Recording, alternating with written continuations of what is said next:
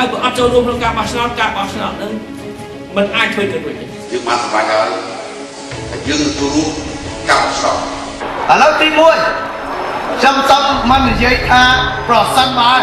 ណៈបកសង្គ្រោះជាតិឈ្នះគណៈបកសង្គ្រោះជាតិត្រូវតែឈ្នះបងប្អូនមិនប្រសិនបើយើងចាញ់គេដោយសារការបោះឆ្នោតវាមិនត្រឹមត្រូវខ្ញុំសូមផ្ដាំទៅបងប្អូនទាំងអស់ថាយើងអត់ចោះចាញ់អត់ចោះយំអត់ចោះចូលជាមួយគណៈបកប្រជាជនតែមួយឆ្នោតយើងจะได้ผ่านបងប្អូនអត់ចូលអត់ចូលlạiថា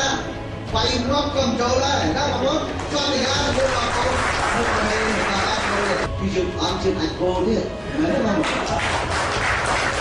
គោវាដាក់ជីបានទេបាន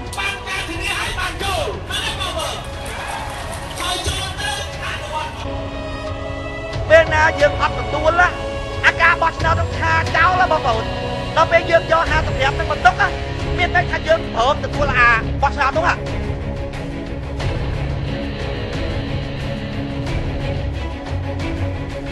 បោះឆ្នោតលួចបន្លំសន្លឹកឆ្នោតចឹងតទៀតយើងអត់លេងចាញ់បើត្រូវមិនបោះឆ្នោតយើងអត់ចូលរួមក្នុងការបោះឆ្នោតហើយបើអត់ចូលរួមក្នុងការបោះឆ្នោត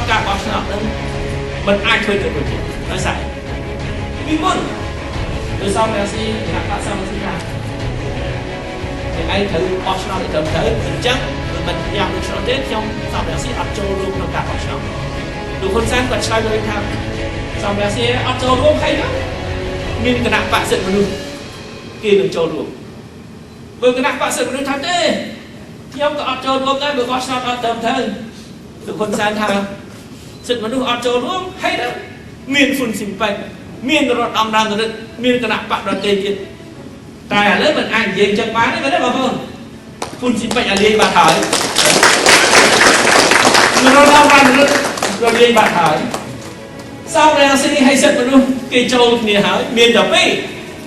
មិនអាចថាបើសង្គ្រោះជាតិអត់ចូលមានស្អីមានអត់មានអាណាទៀតទេមានតែសង្គ្រោះជាតិមួយទេដែលតទល់ជាមួយគណៈបកប្រជាជនសេចក្តីប្រសាសន៍ថាយើងមើលឃើញថាគណៈកម្មាធិការជាតិចុះបោះឆ្នោតក៏ចូលអត់មានអភិសិទ្ធិមិនឯករាជ្យទេគឺគាត់ជាអង្គការមួយរបស់គណៈបកកម្មាធិការក្នុងឲ្យលោកសាច់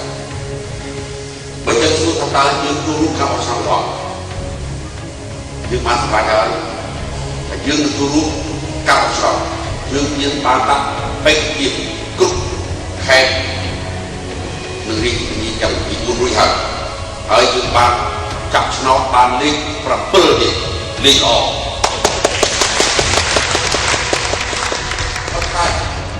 មិនមែនបានស្ដីថាយើងទទួលស្គាល់ការងាររបស់កោសបនេះចំណែកបានថាបានជំនាញបាញ់ថាកន្លងមកយើងបានធ្វើបានកម្ម2ដងរួចហើយដើម្បីសម្ដែងកម្មវិធីចិត្តចំពោះកោសបហើយចំពោះមីទីពីការរៀបចំការបោះឆ្នោតនេះយើងចូលរួមការបោះឆ្នោតនេះសួរថាយើងសង្ឃឹមតែឈ្នះយើងចូលរួមការបោះឆ្នោតហើយសោកថាយើងមាន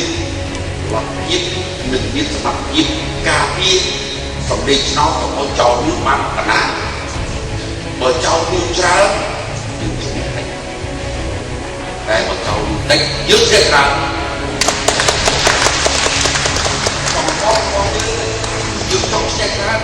យើងចង់ឲ្យថា2ពី3យើងអាចធ្វើអ្វីបានតាមម្ដងព្រោះថាបើយើងបានលើកពី2ពី3យើងចង់ជុំអ្នកឯងមិនចូលរួមក៏អីតែយើងចង់ផ្លាស់ប្ដូរមាត្រាខ្លះនៅក្នុងរដ្ឋធម្មនុញ្ញក៏យើងអាចធ្វើបានឥឡូវសំរងស៊ីឲ្យសិទ្ធិមនុស្សចូលគ្នាចេញជាគណៈបកសង្គ្រោះជាតិ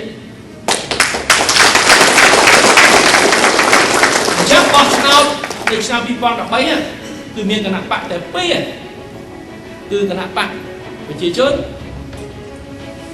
ហើយគណៈបកសង្គ្រោះជាតិស្ថានភាពនេះគឺល្អអស្ចារ្យបងប្អូនបើបោះឆ្នោតមានគណៈបកតែ2គឺមួយទល់នឹងមួយគឺគណៈបកប្រជាជនគណៈបកកុម្មុយនីសគណៈបកបំរើយួន ណៈបកផ្ដាច់ការគណៈបកធ្វើបាបរាជតទល់នឹងគណៈបកសង្គ្រោះជាតិដែលជាគណៈបកស្នេហាជាតិគណៈបកជាធិបតេយ្យគណៈបកការពារផលប្រយោជន៍ជាតិខ្មែរការពារអ្នកក្រការពារប្រជារាស្ត្រមួយទល់នឹងមួយអត់ឈ្នះសង្គ្រោះជាតិទេបងសម្លេងកៅអីយើងតិចនៅឡើយនៅរដ្ឋសភាដោយសារគេលួចសម្រាប់ឆ្នោតមិនតែលួចសម្រាប់ឆ្នោតលួចតែឈ្មោះទៅទៀតអាគេរៀបចំបញ្ជីឈ្មោះអ្នកបោះឆ្នោតគេលុបឈ្មោះគេដឹង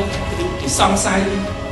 គេថាអ្នកនេះមិនបោះឆ្នោតឲ្យគេអ្នកនេះបោះឆ្នោតឲ្យសង្ឃរាស៊ីអ្នកនេះបោះឆ្នោតឲ្យគណៈបក្សសិទ្ធិមនុស្សគេលុបឈ្មោះ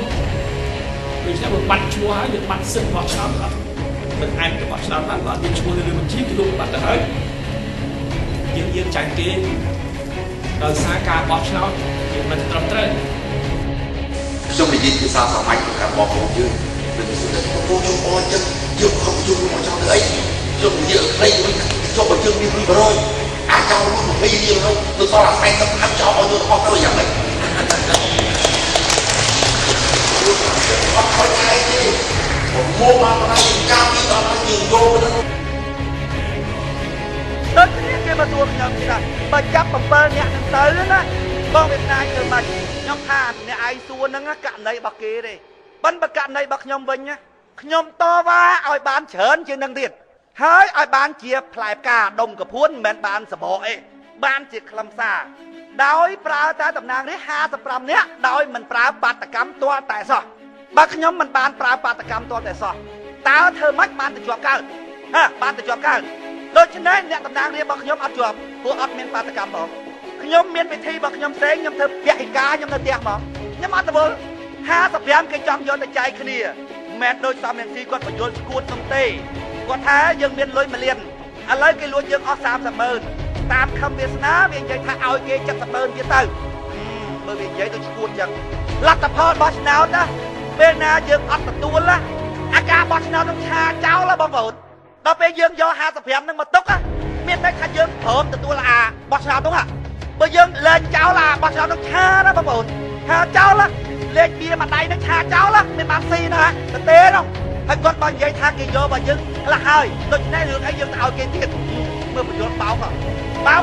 លែងទៅទាំងអស់គណៈបកប្រជាជនងាប់បើយើងមើល55នាក់ហ្នឹងទុកឲ្យនៅផ្ទះមកដើរលេងឯណាលេងចឹងទៅកុំរវល់ចាំមើលគណៈបកប្រជាជនហ្នឹងធ្វើម៉េចបងប្អូនហើយបើមិនហៅយើងឥឡូវហ្នឹងប៉ុន្តែឧទាហរណ៍ចាប់តែមកចាប់អ្នកតំណាងរាស្ត្ររបស់យើង7នាក់